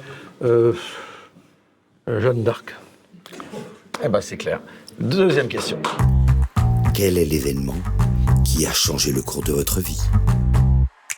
Quel est l'événement qui a changé le cours de votre vie ? Ma rencontre avec Sœur Emmanuelle. Ah. Pourquoi ? Enfin, vous l'avez rencontré dans quel contexte ? Non, mais... Parce que... Ah, vous voulez que je vous raconte comment rapidement, mais... un jour, ma secrétaire, toute affolée, me dit il y a Sœur Emmanuelle au téléphone. Je dis, mais pourquoi vous passez-la moi hein. Et j'entends sa petite voix aiguë, comme si elle était déjà montée au ciel, qui me dit « Bonjour, excuse-moi de te déranger, Gilbert, on est comme ça, là. Est-ce qu'on peut se parler ?» Je vous jure que c'est vrai, hein. « Est-ce qu'on peut se parler entre hommes ?» Je lui dis oui, ma sœur. Elle me dit, bon, elle voulait que je défende un curé qui avait des problèmes, bon, hein, qui s'était dénudé dans une piscine, bon. Et elle me dit, tu comprends, il dit tellement bien la messe que ça nous manque. Bon. Je dis, mais ma sœur, quand même, se foutra pas dans la piscine, c'est qu'il a un problème. Oui, mais on va le faire soigner, bon. Et je demandais le curé, c'est très bien passé. Et on est devenus très amis. Elle a été la marraine de mes 2 filles. Oui. On la voyait une fois par mois. On est allé à Mokatam en Égypte pour s'occuper, pour voir les chiffonniers. J'ai écrit un livre qui s'appelle La chiffonnière du ciel. Et un jour, on était à La Ciotat, elle faisait une conférence et on était en face de la mer. Et je sais que chaque fois qu'elle regardait la mer, ça la troublait un peu parce que son père est mort noyé. Et je lui disais, mais comment tu fais, Emmanuel, pour prier ? Elle me dit, mais tu vois pas que pour prier, il ne faut pas être prétentieux comme tu l'es ? Et puis elle avait ajouté, arrête de faire le con sur les plateaux de télé. Ah, voilà. Ça, j'ai mis du temps à le comprendre. Hein. Elle est parvenue, vous voyez, ou pas ? Oui, maintenant, oui. Vous avez défendu le curé ou pas ? Oui, bien sûr. Oui. Vous avez gagné ? Oui. Ah. 3e question. Oui. Quel est l'adversaire que vous respectez le plus ? Quel est l'adversaire que je respecte le plus ? Adversaire politique. Ça. Adversaire politique ? Bah, je sais pas. Oh, Jean-Marie Le Pen. Ah, vous le considérez quand même encore Ah, c'est le... Écoutez, il a été... Alors bon, je le conteste dans plein de propos qu'il a pu tenir, on le sait, bon, on ne va pas revenir là-dessus, mais quand même, quel visionnaire, quoi. Quel visionnaire. Attendez, quand je pense qu'il a été cloué au pilori alors qu'il a annoncé tout ce que l'on vit aujourd'hui. Tout ce que l'on vit aujourd'hui. Et puis c'est quand même le dernier tribun de la plèbe, quoi. Loin devant Mélenchon, d'après vous. Non, mais Mélenchon, c'est du préfabriqué. C'est du préfabriqué, Mélenchon. Le père Le Pen, lui, c'est de l'authentique, voilà. 4e question. Êtes-vous satisfait de l'image que l'on donne de vous ? 15 ans de psychanalyse. Ah oui. Donc je m'en fous. D'accord. Eh ben, c'est une réponse. Beaucoup de prières. Dernière question. Prières, oui. Mais ça coûte moins cher. Hein. Quelle affaire ne défendriez-vous pas ? On m'a posé la question plusieurs fois quand j'ai été partie civile contre Klaus Barbie. On m'a demandé si j'aurais défendu Klaus Barbie. Et là, j'ai répondu non, parce que je ne peux pas défendre une idéologie. Vous voyez ? De la même manière que je n'aurais pas défendu le frère de Mera. Parce que je ne peux pas défendre une idéologie qui tue. Je dis bien une idéologie, quelle qu'elle soit. Quelle qu'elle soit. Là, c'est ma limite. L'idéologie qui tue, comme je n'aurais pas pu défendre quelqu'un des Brigades Rouges. Hein. L'idéologie... Parce que vous comprenez, quand on défend, comme l'a fait Dupond-Moretti... J'allais y venir. Le frère de Mera, en disant c'était mon devoir. Ça a été un honneur. Non, c'est pas un honneur, c'est un devoir. Là, le lapsus qu'il a commis est grave. À la rigueur, un avocat peut dire c'est mon devoir, pas mon honneur. Bon. Mais on est forcément impliqué dans l'idéologie. Défendre Klaus Barbie, c'est à un moment donné défendre l'idéologie nazie. Et ça, je n'aurais pas pu. Je n'aurais pas pu. Et justement, le regard que vous avez sur Dupond-Moretti, là, j'en profite de cette question pour vous la poser. L'avocat ou le ministre ? Les deux, mon général. L'avocat, moi, je ne l'ai jamais trouvé excellent. Jamais. Contrairement à ce qu'on racontait, bon, il y aurait beaucoup à dire. Le ministre, il est vraiment... il n'est pas à sa place, quoi. On a l'impression qu'il est dans un rôle qui n'est pas fait pour lui, quoi. Voilà. Ce qu'il avait voilà. dit lui-même quand on lui demandait. Quand on lui demandait s'il allait y aller, voilà, c'est ouais. tout. Et puis alors, il est d'autant plus mal à l'aise. Vous auriez aimé, vous, être ministre de la Justice ? Non. Vous y pensiez pas ? Non, parce que moi, j'avais demandé à Marine, oui. si elle avait été élue, de me nommer ambassadeur de France au Vatican. Mais vous vous dites pas, honnêtement, juste encore une fois, parenthèse, et je suis pas obsédé par Marine Le Pen, mais bon, quand même, beaucoup de gens pensent qu'elle a peut-être encore toutes ses chances pour être élue en 2027. Vous dites pas que vous avez quand même loupé un coche là ? Non, parce que, écoutez, moi, alors... Parce que vous étiez très proche. Alors, voilà. Je vais vous lire une très belle pensée du curé d'Ars. Du curé d'Ars. Suis la Providence. Quand elle t'est contraire, ne la dépasse pas. Aime-la, écoute-la, elle gagne toujours. n'allez jamais contre la Providence. Elle est la maîtresse du temps. Eh bien, écoutez, c'est bien pour terminer cette interview confession. On est dans la symbolique de cette interview confession. On a qu'à voir tous ceux qui font des plans extraordinaires, ils se pètent la gueule. Hein. Le fameux billard, c'est vrai. 6 coups d'avance, 7 coups Pardon d'avance. Rien n'est jamais stratèges de la politique qui font 7 coups d'avance, 8 coups d'avance pour changer le truc de l'intérieur. Ça prouve que les élites n'ont pas de coup d'avance sur le... Non, parce qu'il y a aussi quand même un déficit du recul historique. Ces gens-là n'ont pas de champ de recul historique. C'est indispensable pour faire de la politique, le recul historique. On voit que ça baisse en cran chaque fois. Moi, par exemple, quand j'ai... Allez, Mike, c'est pas ton interview confession. Je suis désolé, c'était celui de Gilbert Collard. Merci beaucoup, Gilbert. Et on enchaîne avec le second et dernier débat et on va parler de cette identité française, justement. À tout de suite. Heure et malheur de l'identité française. Qu'est-ce que l'identité française ? Peut-on encore être fier d'être français ? Malheur à l'identitaire et gloire aux diversitaires ? Voilà, donc on peut applaudir toute l'équipe de Bistro Liberté et notre invité Gilbert Collard.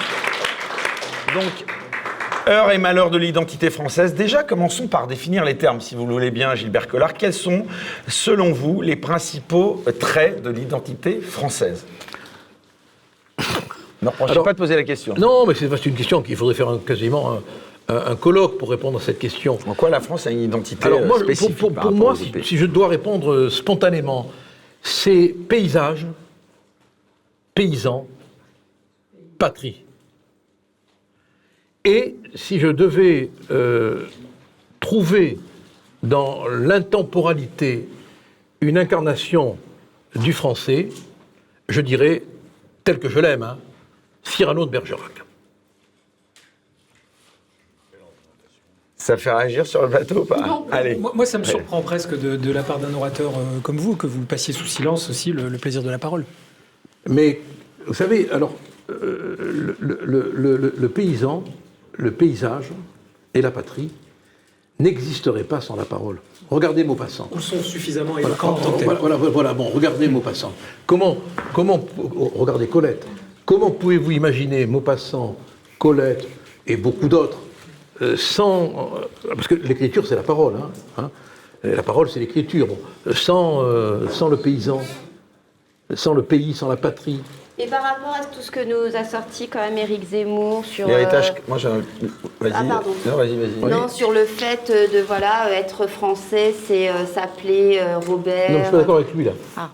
Alors là encore, c'est un point de... Je suis absolument pas d'accord avec lui. Non, c'est pas... Non, c'est pas vrai. Mimoun avait pas un prénom... c'était un Français absolu. Bon, non. C'est pas le prénom qui fait le français. Bon, alors on peut avoir plein d'exemples, dire Gary, s'appeler Romain Gary, etc. Bien sûr. Mais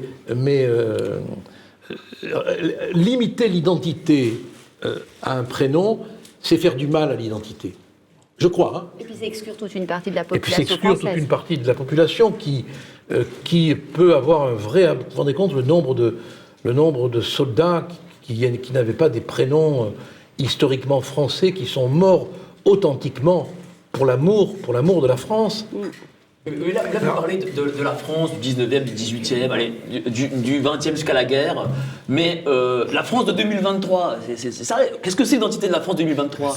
Aujourd'hui, c'est quoi ? C'est la globalisation, c'est le capitalisme, c'est porter des Nike, Zara, c'est écouter du rap. Mais moi, j'aurais aimé, pardon, attends, c'est ça, j'aimerais aujourd'hui. Oui, mais j'aimerais poursuivre la question de Myriam. L'héritage, qu'est-ce qu'on répondait à ceux qui disent, par exemple, que l'héritage chrétien, c'est un aspect essentiel, par exemple. Attendez, mais comment peut-on contester l'héritage judéo-chrétien ? On le conteste puisqu'on ne veut pas en parler. Oui, mais je dis comment peut-on le faire ? Ah oui, judéo-chrétien. Au tout début, vous avez le judéo-christianisme. Il y a deux étapes. Il y a les judéo-chrétiens et il y a les chrétiens. Mais avant de devenir chrétiens, ils ont été judéo-chrétiens. Ça, c'est toute l'histoire du christianisme. Il ne faut pas l'oublier, on l'oublie trop facilement. Avec une matrice gréco-romaine. Avec une matrice gréco-romaine très importante, très forte. Bon, c'est ignoble de nier permanence du christianisme dans notre pays. Enfin, il n'y a pas un village qui ne s'appelle pas. Mais là, je fais la question un peu pour Saint-Machin, pourquoi c'est si important de rester aussi attaché, justement. Parce que dans toutes les périodes de et défendre crise, l'identité de la France. non, mais dans toutes les périodes de crise, 89, 90, 91, 92, 93, il y a eu des attaques frontales, 1870, 71, après la guerre de 14-18, contre le christianisme. Pourquoi ? Non pas parce qu'il est le christianisme, mais parce qu'il est le fédérateur d'une identité. Et les gens qui s'attaquent au socle chrétien s'attaquent en définitive à ce qui peut constituer le ciment d'une nation. C'est une volonté de déconstruire, comme dirait Rousseau. On est quand même aussi culturellement, par de nombreux intellectuels, le pays critique du christianisme, comme on peut être le pays critique du patriotisme aussi. Oui, vous avez vu quelqu'un sur. Donc, est-ce que l'identité française, elle n'est pas aussi dans ces grandes figures de l'antipatriotisme, ou en tout cas de l'opposition à l'idée de patriotisme, de tout ce pacifisme français, qu'elle n'est pas aussi... Oui, mais regardez Giono. Oui. Giono qui quand même était un pacifiste. Enfin, il était un pacifiste. Toute son œuvre, c'est l'amour de la province, c'est l'amour du pays, c'est l'amour du paysan, c'est l'amour de la patrie. Oui. Bon, et pourtant, c'était un pacifiste. Oui, bien sûr, non, mais... Donc vous avez... Il n'y a pas que des pacifistes qui n'aimaient pas la patrie, hein.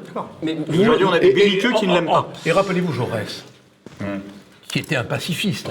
Oui, mais il avait un amour de la patrie magnifique. La nation dont il se souvenait qu'elle était le dernier refuge des pauvres. Voilà. À juste titre, la France, c'est la chrétienté, c'est Clovis, c'est évident, mais vous êtes malgré tout républicain, on vit en République, et la République, c'est un anticléricalisme. C'est la religion. Mais bien sûr que si, c'est la religion de la laïcité, c'est plus la religion chrétienne. Mais si, malheureusement non, mais pour toi. La laïcité, mais tu as le droit de faire ta religion dans ta sphère privée. La laïcité, c'est normal. La laïcité, c'est une attaque contre le catholicisme et contre la religion en elle-même. Bien sûr que si. C'est enlever la religion de l'espace public, c'est ça la laïcité, et c'est ça la République des Lumières. Et pas besoin, Voilà. Greg, tu veux réagir ensuite derrière, mais j'aimerais... Ouvre un livre et tu verras que c'est... Entre la laïcité et la République, déjà il y a 2 siècles. Oui. Ouvre un livre. Oui, ouvre un livre. Mais enfin, ça va pas. On va en reparler après, ça. Bah oui. Frédéric Baskounien. Moi, je suis très déstabilisé parce qu'eux ont l'habitude et c'est pas évident de s'imposer. Et c'est très, très impressionnant, vous savez, de les voir en permanence à la télé et puis tout à coup d'être au milieu de tout ça. Allez. Non, je voulais vous proposer une grille de lecture. Non, mais moi, je trouve qu'il n'a pas tort. Hein. Alors, mais justement, j'y viens. C'est Fred et ensuite Greg. J'y viens justement parce que tout à l'heure, quand je vous amenais. C'est pas parce que tu dis les choses que tu as 100% raison. T'arrêtes là, t'as craqué. Myriam, s'il te plaît. Elle va s'arrêter à un moment quand même. Justement. Non, mais la République. Bon, s'il vous plaît, tous, c'est Fred. La République, elle est construite. Pardon. Non, mais vous êtes l'invité d'honneur. Non, mais on est tout ça. La République, elle est le produit de la Révolution française. La Révolution est construite sur la guerre contre l'Ancien Régime. L'Ancien Régime est fait des abus de l'Église. Donc tout le combat de la Révolution et de la République, par le truchement du reste d'anciens curés, hein, Talleyrand, évêques, etc., Sieyès et compagnie, ça a été une attaque en règle contre le clergé. Donc c'est historique, quoi. Je veux dire que il faut arrêter, le clergé n'a pas fait que des choses super. Non, mais on ne dit pas ça. Je ne sais pas ce que Fred est arrivé, c'est que Fred, la question précisément, on avait là une parfaite mise en abîme, si vous voulez, de ce qui, pour moi, est le parfait révélateur de l'identité française. C'est cette capacité à dialectiser. Tout est son contraire. Vous parliez de la Révolution. Les acquis de la Révolution prospèrent grâce à Napoléon. Voilà, le christianisme s'ancre dans la société, ne pourrait pas le faire au niveau et Napoléon rétablit sans le christianisme dans son pouvoir. Donc moi, ce qui m'intéresse en fait vraiment là pour le coup, c'est pour ça que je vous ai amené sur le sujet de l'art oratoire. Nous ne faisons pas que fabriquer de la rhétorique. Ça, c'est la Macronie qui nous fait une rhétorique descendante avec le champ lexical pénible de la bienveillance, etc.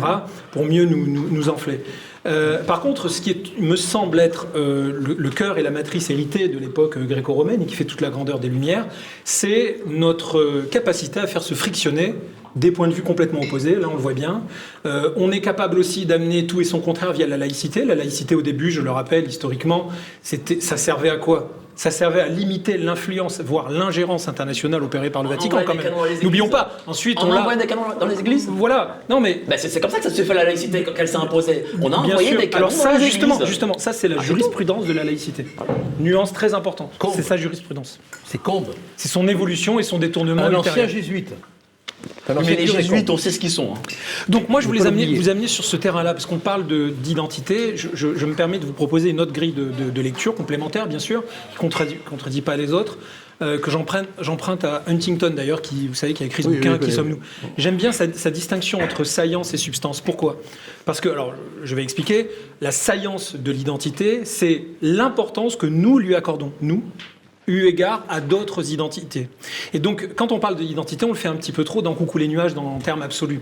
Ce qu'il faut, c'est le faire relativement à notre perception de l'identité, c'est-à-dire qui est capable de s'emparer du sujet de l'identité et de l'anoblir, si j'ose dire. Le problème aujourd'hui, c'est qu'on est, par exemple, souverainiste, comme si ça avait un sens d'être autre chose que souverain. C'est-à-dire souverainiste, le suffixe semble nous condamner à réduire la réflexion sur la souveraineté à un petit groupe de personnes qui sont maintenant une communauté et qui ont décidé d'être... C'est comme si on disait libertiste. Tout le monde est pour la liberté, donc on n'a pas besoin d'avoir des partisans de la liberté pour la défense. Ils sont si peu attachés à la notion.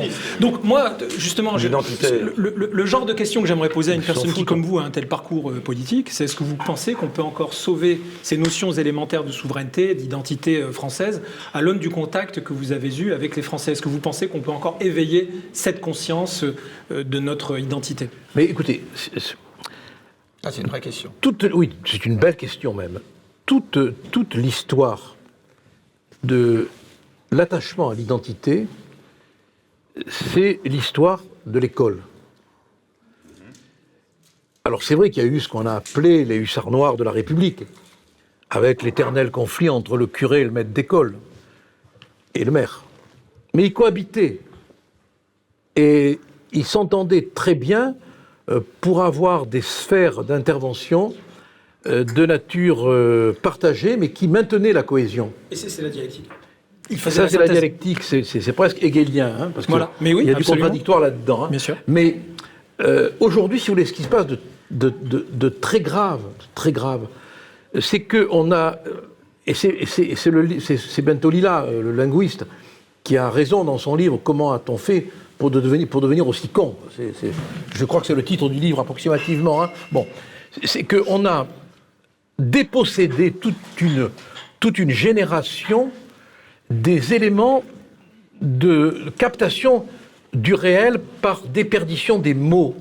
Exactement. On ne s'en rend pas compte à quel point il y a un assèchement du vocabulaire, à quel point il y a toute une génération qui ne... C'est pas qu'elle veut pas. C'est pas qu'elle veut pas. Elle peut plus se connecter, elle a plus la connexion des mots.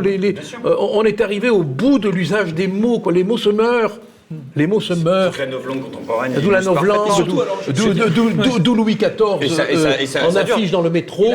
C'était la phrase de Nietzsche, encore un siècle de journalisme et les mots deviendront... Voilà, c'est Nietzsche. Je sais comme il disait, les mots seront sales. Juste très rapidement. Je dirais, non seulement on assèche le sens des mots, mais on perd la capacité à les faire se frictionner pour créer des sens nouveaux. C'est-à-dire l'essence même de la dialectique. Et de notre identité, parce que, comme le dit Stéphane Rosès, nous sommes une nation essentiellement construite et bâtie autour des conflits politiques. Mais faites un travail linguistique. Écoutez, amusez-vous à prendre un carnet, un crayon, et à noter le vocabulaire journalistique. Il est robotisé, il est répétitif. On est complètement dans ce que Durkheim appelait le conformisme logique. C'est-à-dire qu'il faut bien choisir le mot qui ne va pas avoir un écho susceptible d'interprétation. C'est aussi ce qu'on appelle la fameuse pensée captive. Captive, c'est la même chose. C'est la même bulle dans laquelle on est enfermé. On ne peut même pas leur en faire reproche. Qui maintient cette illusion que nous avons toujours, cette cohésion, cette identité, etc. Alors que nous sommes complètement... On n'est pas passé dans une autre identité, on est rien en fait. Mais le rapport des la France, on se voit comme un Renoir, on est un Picasso, quoi. Greg, le rapport, et je veux me tourner vers Mike, parce que c'est vrai que Mike est d'origine polonaise, le rapport des peuples, par exemple, hongrois ou polonais à leur identité, ou même de la Russie, est-ce que c'est pas un exemple que devrait suivre la France ? Ah, moi je pense que oui. Moi je pense que oui, bien sûr, mais on est en train de vivre la fin d'un monde, quoi. Alors est-ce qu'on est bien que jeune, des vieux cons. Non mais, vous savez, moi je trouve qu'on est à la fois... Quand vous dites ça, vous tombez un peu dans le piège des éléments de langage qu'on nous impose pour nous ringardiser. Mais c'est quand même symptomatique. Non, mais je sais que vous le faites avec ironie, mais non, mais c'est quand même qu'on en soit arrivé. Non, mais je peux aussi être piégé, moi. Oui, on l'est tous. Mais moi, j'ai le sentiment d'être à la fois idiot et lucide. Mais on voit que le peuple français, c'est un... Dans sa Idiot et majorité, lucide. pas en général, c'est pas 100%, mais dans une grande majorité, c'est un peuple qui a envie de mourir et qui veut mourir par le consumérisme. Mais vous n'avez pas l'impression... Et qui est contre toute forme de tradition de... Regardez, Non, prenez Noël. Attendez, je finis juste. Prenez Noël, le jour de Noël, le 24 et 25 décembre, voilà. Est-ce que le 24-25 décembre à Paris, ça ressemble à un 15 mai ou un 20 juin? Voilà, on voit pas que c'est Noël, on voit pas qu'il y a une tradition. Quelles sont aujourd'hui? Mais bien sûr que si. Quelles sont aujourd'hui les grandes traditions fortes françaises en 2023? Je parle en 2023, je parle pas il y a 40, 50 ans, il y a un siècle. En 2023, qu'est-ce qu'on pratique réellement? Qu'est-ce qu'on veut être? On veut être des gens bien dans la globalisation. Est-ce que le combat n'est pas déjà perdu? Non mais une fois que vous avez fait... Moi je suis d'accord avec vous, mais une fois qu'on a fait le constat, on est lucide. Mais après, on est idiot. Mais les gens veulent pas Parce en sortir. que, non mais, qu'est-ce qu'on fait? Docteur, donnez-moi le médicament. Mais c'est pas compliqué. On revient. C'est pas compliqué. Mais bien sûr que non. Et on revient comment? Mais on revient tous ensemble, là, tous ensemble par l'intervalle. On peut être des porte-parole de la tradition. Non mais d'accord. Moi je J'ai pas envie. Ah bon, pourquoi tu veux pas? Pourquoi tu te sens pas qu'il y a une identité française? Parce qu'ils pensent peut-être que la diversité, c'est l'avenir. Parce que je ne suis pas d'accord avec ton analyse, et si j'ai une minute pour le développer, je vais le faire. Mais visiblement, je ne l'ai pas. Enfin, Non mais c'est un peu débile ce que tu Il n'y a pas racontes. quelle diversité de quoi? Mais non. La diversité au sens de Fernand Braudel, justement. C'est pas la diversité, c'est la tradition. Non mais est-ce que... Ça, c'est des concepts collectifs. Est-ce que vous vous rendez compte... Tous en même temps. Est-ce que vous vous rendez compte qu'on est tous... Gilbert Collard. On est tous d'accord. On est tous d'accord. Non, mais parce que... Mais il n'est pas d'accord avec moi. Mais non, il n'est pas d'accord. Il n'est pas d'accord avec vous sur des points de discussion. Mais sur le fond, on est tous d'accord pour dire qu'on est en train de perdre notre identité, qu'on est en train de perdre nos traditions, qu'on est en train de perdre notre vocabulaire, qu'on est en train de perdre notre souveraineté. On est tous d'accord. On est lucide. Est-ce qu'on peut encore être fier d'être français aujourd'hui? Je suis sûr que Moi, je suis fier d'être français parce que je suis fier de mon histoire de France. Je suis fier de mon passé. Et j'ose espérer que mon passé va obliger l'avenir. Mais à l'instant où on parle, je ne vois pas vers qui me tourner. Mais justement, on n'est pas pour fiers de trouver notre l'issue. passé. Parce que si on était fiers de notre passé, eh ben, les étrangers qui arrivent, ils seraient fiers justement de prendre ce passé en eux. Mais ils ne le sont pas. Ils ne le sont pas. Et ça il faut le Non, mais voir. attendez, Mais vous voyez bien. Qu'est-ce qui permet Mais de... Mais on passé leur apprend français, pas. le passé. Mais pas du tout. Mais tout est Vichy Pétain. Alors c'est ça la France, pas Vichy Pétain. mais ça, Il n'y a pas on tout peut le pas pays, il n'y a pas l'ancien régime, il n'y a pas... Je trouve que réduire Ah bah d'accord. l'identité Bah bravo. française à juste Non, être mais- fier de son passé, enfin excuse-moi, c'est complètement Non, mais le passé, débile, c'est pas monsieur. Non, mais être fier de son passé, ça veut pas... Non, mais d'abord, être fier de son passé, vous l'entendez comment? Bah justement, j'aimerais bien Madame, qu'il... c'est Vichy et Pétain. voilà. Non, mais je veux dire... C'est ce que tu viens de dire. C'est C'est pas Vichy et être fier Pétain. de son passé, c'est comme disait Napoléon, c'est l'assumer. C'est-à-dire, je prends tout Exactement. de là à là. Comme Et on c'est dit pas tout à grave. l'heure, les mots ont un sens. Hein. T'es pas obligé d'être fier de Pétain, mais si tu veux être français, tu dois le prendre. Parce qu'il C'est fait Marc partie Bloch, du truc. Marc Bloch, celui qui Voilà. n'est pas ému à la fête de la Fédération et au sacre de Clovis n'a rien compris à l'histoire de France. Quoi. Bon, c'est une émotion. Être fier Non, mais de je son rejoins, propre moi, pays, assez Mike c'est une là-dessus. émotion. Ah non, mais je confirme. Je sens que Mme Palomba n'a pas l'émotion, c'est tout. Voilà. C'est une émotion. C'est que je veux un dire. constat que je fais. Pourquoi c'est si difficile de parler de cette fierté, justement, d'être français Je ne sais pas, moi, je n'ai Parce qu'on le voit aucune- bien, là. Être fier d'être... Franchement, Moi, je là, n'ai vous me faites je n'ai halluciner, les aucune gars. difficulté. Moi, je suis... Ah, toi, tu résumes l'histoire de France à Pétain Non, et non, Vichy, non, enfin, non. c'est ce qu'on vient de Mais pas comprendre. du tout. Non, mais C'est ce que pas tu viens de du dire. tout. Mais en Myriam. gros, il faut, pour être français, l'identité française, c'est être fier de son passé. Ça veut Mais c'est strictement, aussi ça. ça C'est veut aussi ça. strictement rien dire. Dans notre Non, mais histoire, il y a eu attendez, des choses bien, il y a eu des choses pas bien. Non, mais- C'est pas ça mais- être français à mes alors, yeux. c'est quoi, Français, c'est tout Mais prendre. comment pouvez-vous appréhender l'histoire si vous ne la voyez pas dans sa totalité? Non mais oui, et alors une fois que vous avez dit ça, what else? Ah ben une fois que j'ai dit ça, j'ai une vision globale. Oui, d'accord. Bon, et voilà, Il et je faut ne peux prendre Pétain, malheureusement, faut prendre Macron. Oui, donc malheureusement. assumer, mais être fier, les mots, comme tout à l'heure vous avez fait tout un truc, tout un laïus pour dire que les mots avaient un sens. Bah oui, assumer, mais être Et fier. alors Je suis désolée, on ne peut pas être fier Mais de toute non, mais- l'histoire française. Je suis désolée de vous dire ça. Mais qui vous empêche de ne pas être fier de tel ou tel Tu vas faire événement? des événements, tu es fier de la C'est totalité une du totalité, résultat de enfin, quand l'addition même. sur cette aventure de 1500 ans. Alors, Non, elle veut dire qu'on a perdu cet esprit révolutionnaire, c'est ça qu'il veut dire. Allez, j'essaie de te sauver là. On n'a pas Faut perdu arrêter, cette esprit révolutionnaire.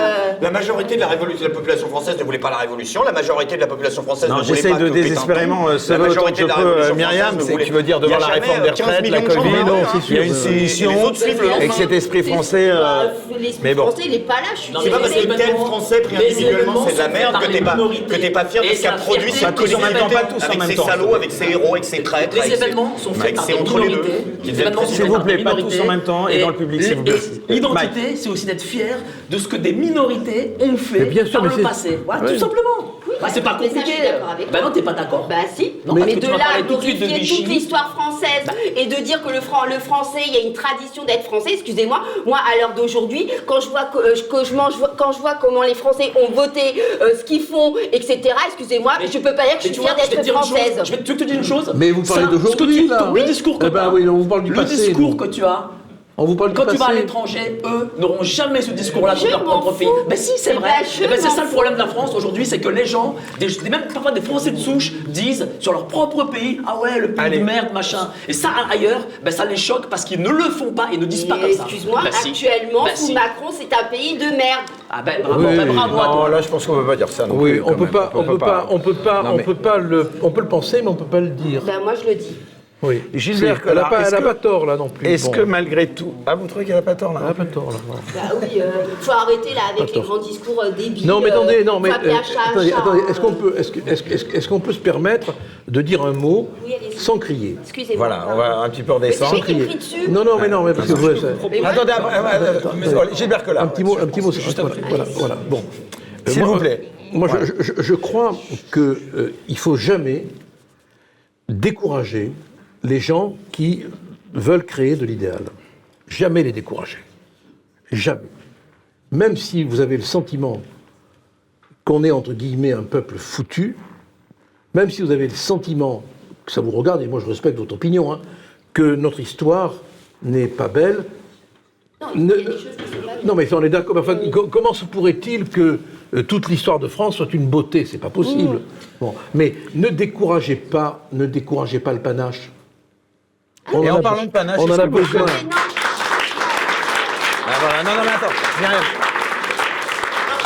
que me dire ça à moi, franchement, c'est quand même limite, hein, parce que je suis pas du genre à décourager en termes de panache, etc. Sauf Non, mais d'abord, ne qu'aujourd'hui, t'énerve pas. Dis-le calmement, Myriam, s'il te plaît. Avoir un idéal. Sandrine, du calme. C'est très misogyne, hein. Très misogyne. On peut se permettre un peu d'humour, l'humour français. Alors ça aussi, c'est un Voilà. truc, Ah, on peut dès plus, qu'on hein. fait de l'humour, C'est Non, mais parce qu'une femme, quand Non, mais elle crie, je elle est l'appelle hystérique. je l'appelle Seulement Sandrine. Monsieur Mike Borowski, qui crie depuis tout à l'heure, Mais- vous lui avez pas fait ce genre de remarques, très Mais cher. si, mais Donc, si. mais bon, oui, où tu parles. Non, tu dis des conneries. Mais Sandrine, tu vas non. parler après. Mais c'est pas parce Du que coup, je elle suis pas, c'est pas parce que je suis pas d'accord avec vous que je dis des conneries, parce que moi je pourrais vous dire exactement la même chose. Et Sandrine, tu pourrais te fêter. On t'appelle Sandrine. mais aussi. Sandrine... Non mais fixer un idéal, un très je suis joli d'accord prénom. avec Alors, vous, c'est pas non, mais pour autant Sandrine, qu'on Sandrine voit Rousseau, pas- vous en pensez qu'on quoi, voit pas d'ailleurs encore la réalité Alors. des choses. Ouais, ça. Vous en pensez quoi de Sandrine Rousseau? Oh, que c'est un personnage comique plaît, extraordinaire, s'il vous quoi. Bon. S'il vous plaît, dans le Extraordinaire. public. Heureusement qu'on l'a, parce que depuis le départ de Hollande, on n'avait plus de grands comiques. Hein. Et avec elle, maintenant, on est. Chabat, Sibeth Ndiaye. Ouais, mais talent. non, mais alors moi, je trouve que. Jean Castex. Oui, mais il n'arrive Mon pas au vélo, niveau. il y a un truc. Ah non, il n'arrive pas au niveau comique de Sandrine. hein. C'est vrai qu'elle est très forte. Voilà. Quand il t'explique avec son accent du Sud la position, il faut Moi, je boire le rêve- café, là, c'est pas... Moi, je rêve je rêve d'une scène entre De Funès et Sandrine. Moi, c'est mon rêve. hein. Est-ce que quand même on parle d'identité, est-ce que vous reconnaissez tout de même, Gilbert Collard, à Éric Zemmour malgré tout, qu'il a permis de remettre ce débat Ah, mais sur oui, du mais jeu attendez, mais médiatique et je politique? je l'ai dit tout à l'heure, vous l'avez peut-être pas entendu, mais je lui reconnais tout à fait le mérite d'avoir rétabli le romanesque dans l'histoire et d'avoir redonné une incarnation à l'identité, bien sûr, et ouvert. Il a été un peu le Chateaubriand du moment. Hein. Depuis quelques années, justement, on entend beaucoup parler des valeurs de la République. Quel rapport vous faites avec l'identité de la France? Mais les valeurs de la République, un jour Bourdin m'a posé cette question. Et je lui avais demandé de quelle, Merci de République, la comparaison. de quelle République vous parlez. La première, et je lui avais demandé la date. Bah là, je vous la renvoie. Là. Voilà. La deuxième, la troisième, la quatrième, la cinquième, parce que les valeurs de la République, elles ne sont pas les mêmes sous la première, sous la deuxième, sous la troisième, sous la quatrième et sous la cinquième. Les constitutions ne sont pas les mêmes. Donc, non mais entre la troisième et la quatrième, je suis désolé, et la cinquième, il n'y a pas de régime commun. Hein. Désolé. Non, hein. pas de régime, mais des acquis philosophiques communs. Il y a la référence à la Déclaration des droits de l'homme qui est quand même rédigée sous les auspices du grand architecte de l'univers. Hein. Oui. Donc c'est pas le laïcisme et ça fait deux. Hein. Grand architecte de l'univers, en fait, un lien avec la franc-maçonnerie, c'est ça? Non, c'est sous les auspices, voilà. C'est comme ça. C'est voltairien, voilà. La République, elle a eu ses valeurs sous la Première République, sous la Deuxième République, sous la Troisième, sous la Quatrième et sous la Cinquième. Alors, bon, les valeurs de la République, lesquelles? Moi, j'ai un très grand attachement. C'est celle qu'on invoque pour justement restreindre les libertés dont parlait. C'est la cinquième. La cinquième. La cinquième est très liberticide. Mais quoi? Mais il n'y a pas de valeur républicaine avec l'Église, mais de quoi tu parles? Ok, alors je vais te donner. C'est dingue. C'est bien parce qu'ils font des débats intérieurs à parler notre débat. Non, parce que Excusez-nous de nous interrompre dans votre émission. De quoi vous parlez, là? Allez très vite, je sais pas, ils font leur c'est propre débat. peut-être ce corpus commun, c'est peut-être l'ensemble des valeurs qui, dans la République, sont le prolongement de celles de l'Église. Ça n'existe pas, machin. Quand même, liberté, fraternité, Vu que je n'aurai pas le temps de le égalité, développer, c'est complètement évangélique. Plus que ça. Non. Allez, les 5 dernières minutes. Plus que ça, quelque chose qui est commun à la laïcité entre la terre et le ciel et la séparation entre le régime des hommes et le régime de Dieu. 2, cette idée qui est l'idée fondamentale de la pensée chrétienne, que l'ancienne alliance est rompue et que les enfants n'héritent plus des fautes des parents. C'est donc une vision juridique de l'homme. Et cette vision juridique de l'homme est également la vision juridique du libéralisme et de la pensée des Lumières. Dans la pensée libérale et républicaine, comme dans la pensée chrétienne classique, l'enfant n'hérite pas des fautes des parents. Et toi qui dis aujourd'hui on a abandonné la tradition, non. Tout ce qu'on appelle le wokisme, etc. revient à une conception traditionnaliste parce que vous n'êtes plus jugé en tant que vous êtes jugé en tant qu'homme, en tant qu'hétéro, en tant que noir, en tant qu'homo, en tant que ceci, en tant que cela. Et parce que vos arrière-arrière-arrière-grands-pères auraient colonisé, les miens étaient en Arménie, aujourd'hui vous êtes un descendant de colons. La pensée chrétienne et la pensée moderne, qui est celle des Lumières, a ce point commun d'avoir une vision juridique de l'homme qui dit c'est toi qui es jugé seul face au créateur ou au juge et certainement pas en fonction de tes ancêtres. Ça, c'est l'ancienne alliance, c'est un traditionnalisme, c'est un retour au traditionnalisme qu'on vit aujourd'hui, contrairement à ce que tu penses. C'est le retour d'une certaine forme de pensée tribale et traditionnelle. Je le pense, mais c'est pas grave. Et je te dis pas qu'elle seule à le penser. Tu regardes trop la télé, c'est pour ça. Tu penses ça? Bon. Je regarde trop la télé. Ah, je pense. Gilbert. Tu l'as fait la télé, toi. Oui. Hein, c'est ça. Il vous accuse de trop regarder la télé. C'est dans quelle émission? Ça, c'est une insulte. Tu regardes trop France 5. Gilbert Collard, pourquoi, d'après vous, les politiques français sont si peu attachés à cette notion d'identité? L'histoire. C'est quoi ces conneries? Mais parce que, d'abord, sauf à l'extrême droite, entre guillemets. Non, mais je crois vraiment qu'il y a un déficit de culture historique.